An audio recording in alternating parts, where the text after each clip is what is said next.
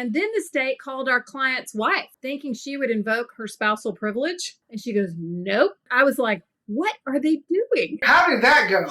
Because it blew up in their face from the start. So I want to hear what happened. That was very interesting. So our client's wife, at the time of indictment, I said, hey, my client's wife is willing to testify. She's the only one that actually told the truth at the scene. During the indictment process, the state never called her. They called all these other witnesses, the other female witnesses, who told a different story.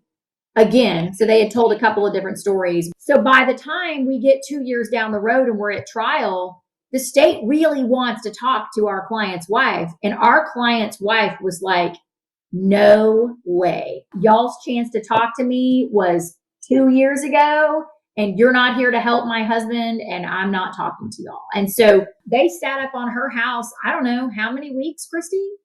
Anyway, so they finally ended up subpoenaing her and brought her to court.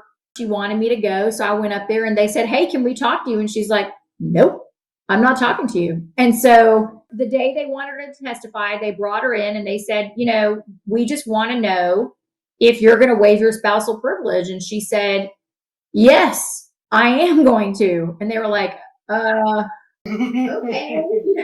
But the real shock was when she said, I'm waiving my privilege, that they called her.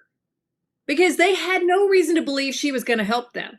And she didn't. We hadn't planned on calling her because of those concerns. But ultimately, she didn't give us everything we wanted. But she also, I think she was extremely truthful. You know, she said her story and that hers was the only one that really never changed from the beginning. And so this was the state's witness.